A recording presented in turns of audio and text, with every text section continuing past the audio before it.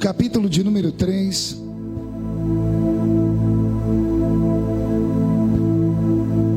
Capítulo de número 3, versículo de número 8. Enquanto os irmãos estão procurando, eu quero cumprimentar também aqui a cantora Mariane, seu esposo Silas. Fazia tempo que eu não via vocês também. Ela continua bonita, mas você tá um caco. Você tem que cuidar dele também. Não pode pegar todo o dinheiro e investir em você. Tem que ajudar ele, coitado. Me botou um bigode ali que só Jesus na causa. Brincadeira, tá bonitão, parecendo um cantor de pagode, né? Deus te abençoe, Silas. Somos amigos de longa data, né?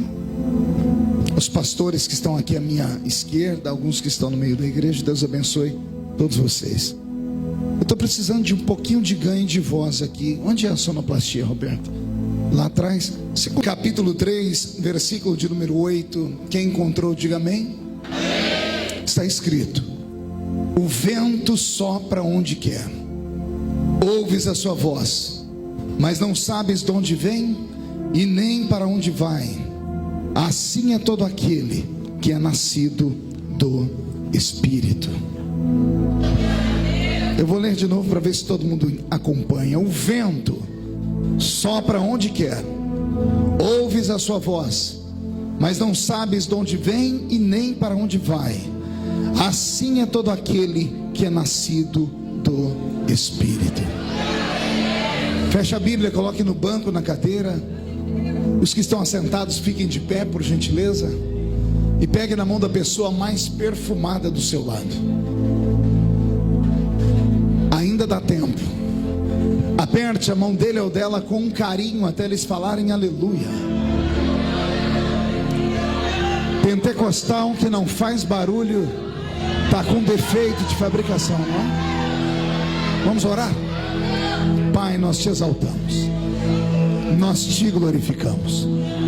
Nós entendemos que dentro de alguns minutos, e esta linda igreja ficará pequena para o tamanho da glória que o Senhor vai mandar do alto dos céus. Os que vieram tristes começarão a saltar de alegria. Os que vieram se arrastando não voltam se arrastando para casa. Hoje voltarão voando nas asas de um novo tempo. E antes que eu comece a ministrar a sua palavra, cerque essa igreja com a sua glória. E num raio de 5 quilômetros, onde houver um demônio alojado, eu dou a esses demônios segundos para sumirem daqui. Porque se não sumirem, serão queimados pelo poder da sua glória que aqui será derramada. Rasgue os céus sobre Mongaguá nessa noite. Manda anjos de fogo descerem aqui. Que estes anjos desçam trazendo brasas de fogo nas mãos. Comecem a esparramar estas brasas entre nós. E onde houver um crente cheio do Espírito Santo, pega ele nesta noite, Jesus, e mostra o caminho da verdadeira e poderosa adoração. Fala conosco, fica conosco. É o que eu te peço agora e sempre. E toda a igreja diz: os que podem, tomem o seu assento, aplaudindo a Jesus porque Ele é bom. Alguém poderia, por gentileza, chamar um assessor meu que chama Márcio? Deve estar aí na rua comendo pipoca, alguma coisa. Tem como chamar ele? Chama Marcinho. Tem que ser bem rápido. Isso. Ah, você está aí, Marcinho? O que você está fazendo aí em cima? Eu preciso que você vá ali e ajude o rapaz no som para mim. Só para o som ficar um pouquinho mais equalizado com a minha voz. Se o sonoplasta permitir, é claro. O moço que trabalha comigo conhece o meu timbre de voz. O Marcinho já devia ter feito isso, né? Aliás, antes dele, o Roberto já devia ter feito isso, né? Mas o Roberto não tem tempo. Chega aqui e fica apaixonado com a beleza da igreja e esquece que tem que trabalhar, né, Roberto Marinho? O nome dele é Roberto Marinho. Ó, como o inimigo é furioso com a minha vida. E eu brigo com a Rede Globo. Aí vem Jesus e me dá um tecladista que chama Roberto Marinho. Não, eu joguei pedra na cruz. Nós vamos trocar o nome dele, né? Nós estamos pensando em fazer uma dupla, né? Sepultura e cemitério, né? Mas sim, eu vou conversando até você equalizar o som aí, tá bom? Pastor Roberto trabalhava nos Estados Unidos da América com o pastor Benny Hinn. Aí deixou o pastor Benny Hinn, veio para o Brasil trabalhar com o pastor Benny Ruim, que sou eu, né? Deixa eu abençoar, viu, Roberto? No final da pregação, se o pastor permitir, o Roberto vai ministrar um louvor para nós bem bonito. Eu ando meio cansado, estava dizendo ao pastor, eu estou ficando velho, né? Ele me deu aqui uma caneca, foi a irmã Carminha, né? Quem é a irmã Carminha? Cadê a irmã Carminha? Obrigado, irmã Carminha. Mandou uma foto aqui de quando eu devia ter uns 5 anos de idade aqui. Estou ficando velho, né? A idade chega para todo mundo. E servindo a Deus desde os 13 anos de idade, e bregando desde os 13 anos de idade, hoje com 45 anos, são mais de 30 anos na caminhada. E eu não trago na minha memória, desde a minha infância até os dias de hoje, a lembrança de um culto que Jesus tenha faltado à reunião. Alguns entenderam, outros não, eu vou melhorar. Eu quis dizer que desde criança até os dias de hoje, eu não me lembro de um culto que Jesus tenha sequer chegado atrasado à reunião.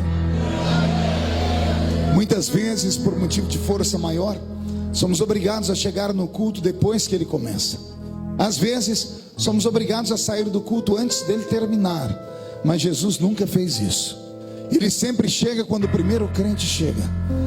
E ele só vai embora quando o último crente vai embora. Isso quando ele não encontra aqueles crentes maluquinhos, que eu não sei se tem aqui na Baixada, que amam emendar o culto numa vigília. Porque se ele encontrar os vigilheiros, ele fica com eles até o sol raiar. Tudo isso porque ele deixou na sua palavra uma promessa.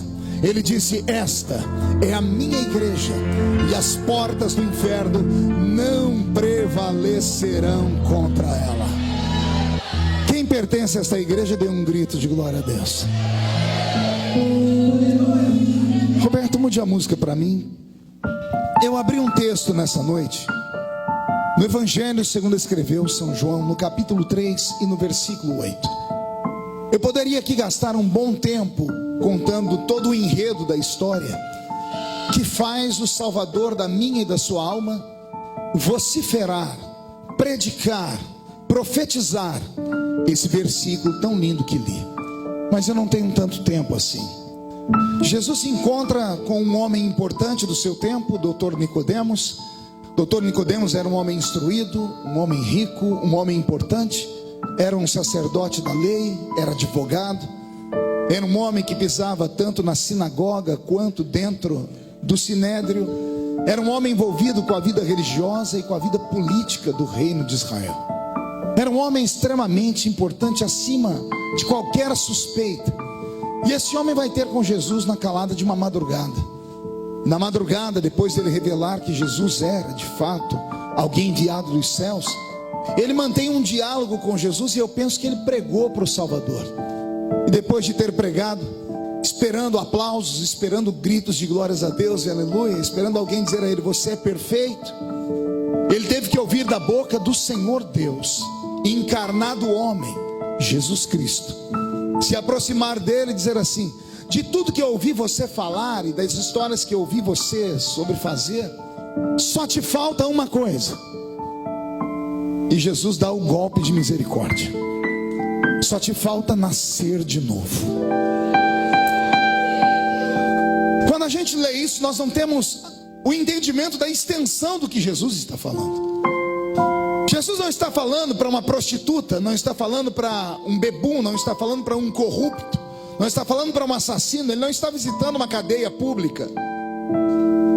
Ele está falando para o maior líder religioso de Israel. O pastor presidente do ministério judaico daquele tempo era Nicodemos. Era o principal dos sacerdotes, mestre da lei, homem que falava sobre céu e inferno com muita facilidade, homem que tinha autoridade da vida e da morte nas mãos. E depois de ouvir o doutor Nicodemos expor o seu conhecimento bíblico, filosófico, Jesus disse assim: na minha avaliação, só te falta uma coisa. Você precisa nascer de novo. Você consegue imaginar isso? Uma coisa, como eu disse, é falar para alguém que está com a vida caída, destruída, desgraçada. Agora dá uma olhadinha para a criatura que está do seu lado esquerdo aí, do seu lado direito. Olha que crente santo você tem aqui. Não é verdade? Dentro da igreja todo mundo faz cara de piedade, né? Tem uns que eu olho daqui de cima e sou capaz de revelar que tem uma auréola na cabeça, né? É quase um santo barroco. É sério, aqui ninguém mata, ninguém rouba, ninguém fuma, ninguém bebe, ninguém se prostitui, nem adultera. Pelo menos pressupõe-se que ninguém faça isso. Então falar para pessoas que levam a vida regrada na igreja que elas têm que nascer de novo, tem que ser muito corajoso, é um atrevimento, é um tapa na cara da pessoa. É a mesma coisa que você falar assim para ela: você é um falso, é um crente meia boca. E foi o que Jesus disse para aquele cidadão. A vergonha que ele passou foi tão grande que ele tentou transformar o assunto sério numa piada. Ele olhou para Jesus e disse: pode um homem velho entrar na barriga da sua mãe e nascer de novo? Ele pensou que estava em um stand-up, mas ele não estava em um stand-up, não era um show de humor, porque Jesus não tem tempo para brincar. Em todos os lugares onde ele está, as coisas são sérias, principalmente numa reunião como essa aqui. Isso aqui não é uma reunião comum, não é um espetáculo. Às vezes tem áreas de shows, apagamos as luzes, colocamos luzes coloridas. Às vezes tem ar de teatro, porque temos atuação, mas não é um teatro, e tampouco um cinema. Aqui ainda é um quartel-general. Soldados não se reúnem para brincar. Soldados se reúnem para traçar planos e estratégias. Soldados se reúnem para ouvir experiências de soldados mais antigos, mais velhos, de patente maior. Soldados se reúnem para receber munição pesada, para quando atravessar aquela porta e andar pelas ruas de Mongaguá, ter autoridade para discernir espíritos, e quando discerni-los, agarrá-los pelo chifre, esfregá-los no chão e determinar que esta cidade tem um dono, e o dono dela é o Senhor Jesus Cristo, que aqui está. Depois que Jesus deixou Nicodemos meio tonto, Jesus disse para ele assim: não, Nicodemos, eu não estou brincando, não é uma piada que eu estou te falando. Eu estou dizendo que você tem que nascer de novo. Você precisa nascer da água e do Espírito. Nascer da água eu até compreendo, porque toda criança gestada e gerada no ventre da mãe fica dentro de um líquido, o líquido amniótico, que é água para nós. Então todo ser vivo é gerado a partir da água. Era como Jesus dizendo assim: você precisa nascer de novo, esquecer tudo que você aprendeu com seus pais e com suas mães e com a sua mãe, porque eu tenho ensinamentos maiores para você. Mas não foi só nascer da água, porque a água também limpa. Era Jesus dizendo: você precisa se arrepender dos seus pecados, não os pecados que todo mundo vê, aqueles que só Deus vê, Nicodemos, aqueles dentro da casa, dentro da sua cabeça. Mas Jesus vai mais longe: você precisa nascer do Espírito. E aqui me dá um arrepio na coluna, porque nascer do Espírito é você se reencontrar com o Criador.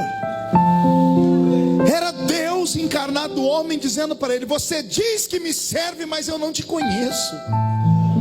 Você prega a minha palavra, mas é só um profissional, é só alguém que faz pelo dinheiro, pelo salário. Você não vive mais do que você prega.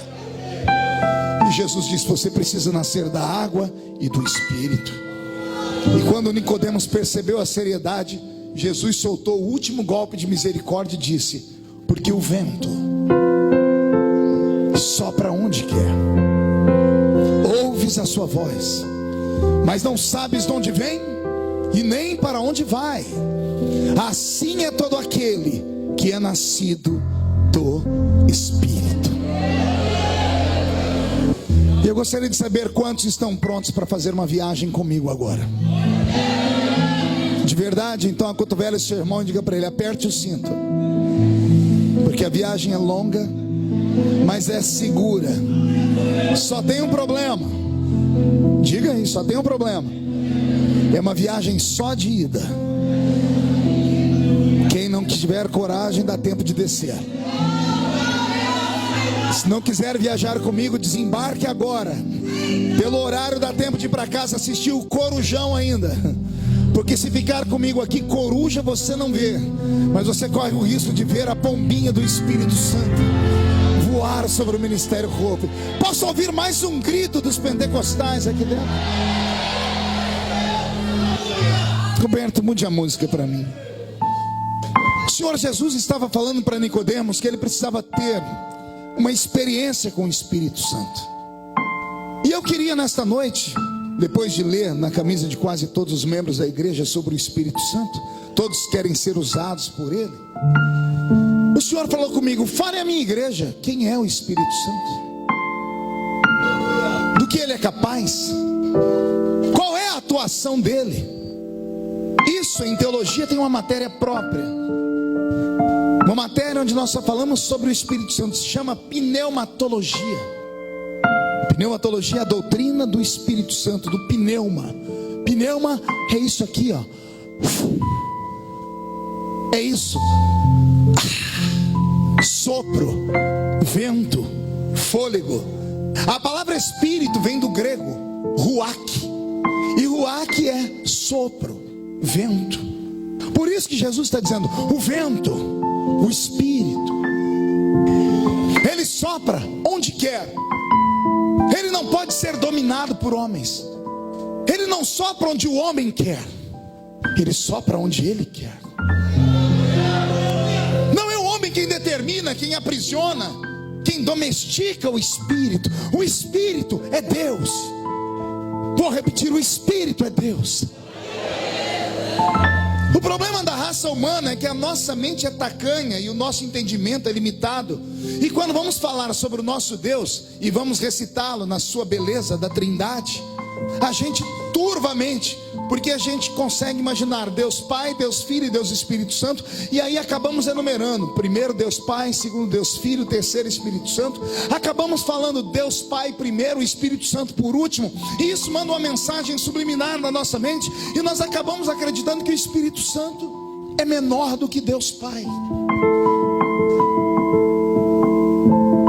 Não é porque ele ocupa o terceiro lugar da Trindade que ele é menor do que o Pai. É que a mente humana, ela é incapaz de absorver o entendimento divino. Como é que nós podemos compreender Deus? Às vezes eu vejo crentes que estão na igreja desde a arca de Noé.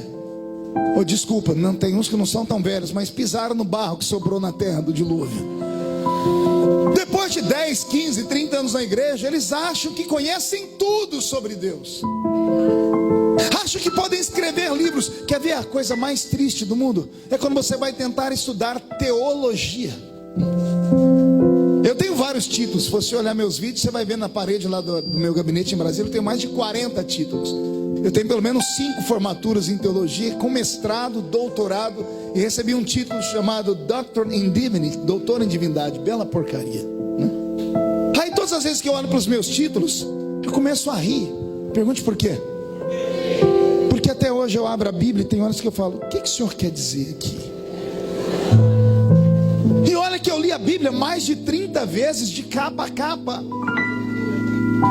Eu escrevi 21 livros e uma enciclopédia acerca dela.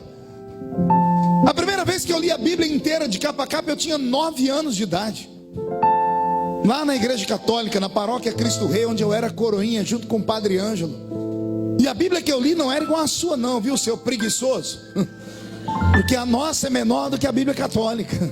A Bíblia católica tem 7 livros a mais. E desde então, apaixonado por esse livro, lendo esse livro, até hoje eu me pego assustado quando eu leio alguns textos que eu falo: como é que eu nunca percebi isso aqui? Eu digo isso porque eu sou acostumado a ler livros grandes, grossos. Eu não leio só a Bíblia, eu leio de tudo. Eu leio livros de filosofia, de psicologia, de psiquiatria, leio livros de política, leio livros de todas as esferas possíveis. Leio livros de romance, leio Dan Brown, leio outros mais que se eu citar aqui, alguns vão ficar escandalizados. Eu leio de tudo.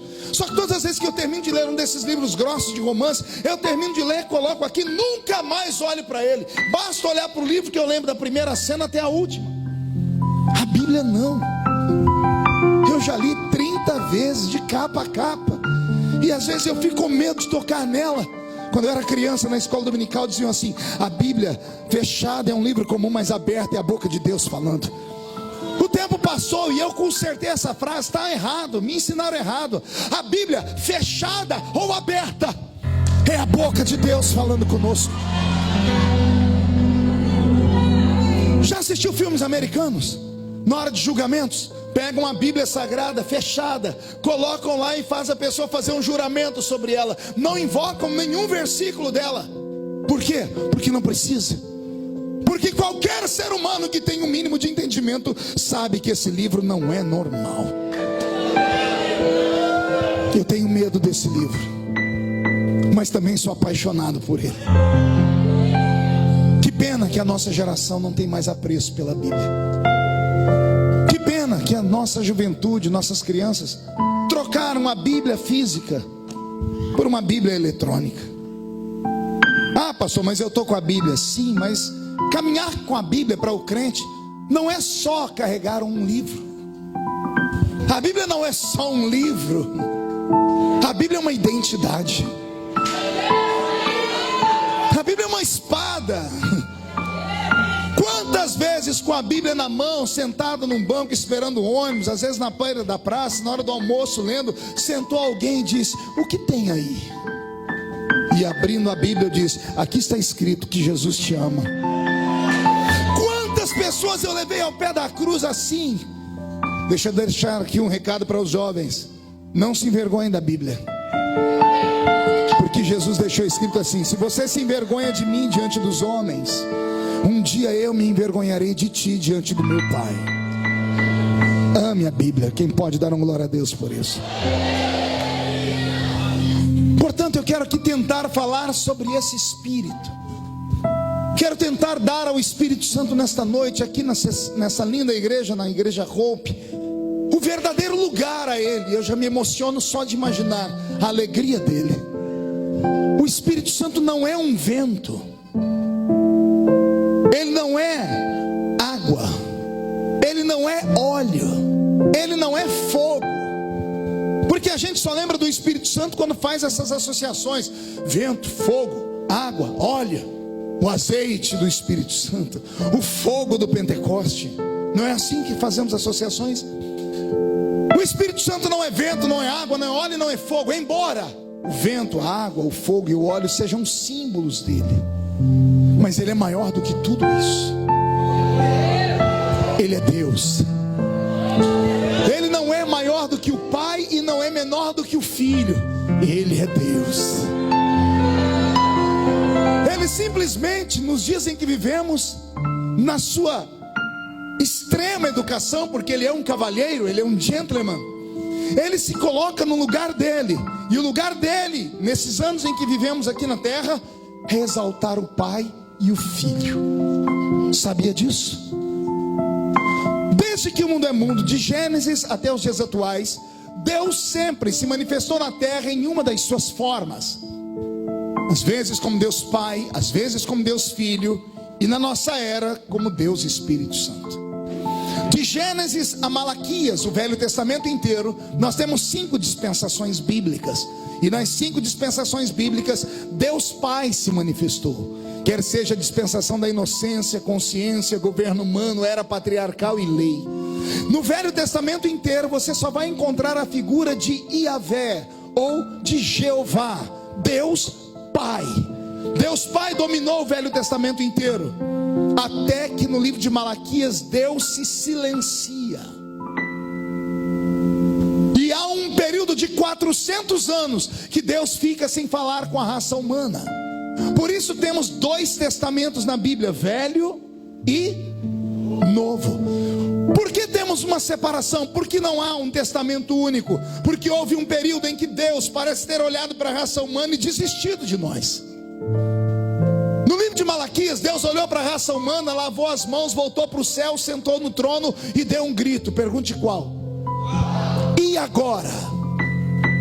A quem enviarei? Quem há de ir por nós? Por quê, pastor? Porque Deus desistiu. Era a maneira de Deus dizer: eu fui e eles me rejeitaram. Se me rejeitaram, quem eu envio agora? Se rejeitaram o eterno Criador, quem é que pode salvar a raça humana? E é nesse momento que Deus Filho se manifesta. Pergunte como? Respondendo a pergunta do Pai. Qual foi a pergunta? 1, 2, 3. Qual foi a pergunta? A pergunta inteira, ninguém conhece a Bíblia aqui. Vamos lá. 1, 2, 3. E agora? A quem? A resposta do Filho foi essa: eis-me aqui, envia-me a mim. Deus Pai ficou, Deus Filho desceu. Deus Filho ficou conosco por 33 anos e meio, é o período de Jesus na terra. Antes de ir para o céu, ele disse aos seus discípulos: ficai até que do alto sejais revestidos de... E quem foi que desceu em Atos capítulo 2? O Espírito Santo. Só que veja só, enquanto Deus Pai está no céu, Deus Filho está aqui, Deus Espírito está no céu. Quando Deus Pai estava aqui, Deus Filho e Deus Espírito estavam lá. Agora que Deus Espírito está aqui, Deus Pai e Deus Filho permanecem lá. Você entendeu? Cada um teve um tempo de atuação, e cada um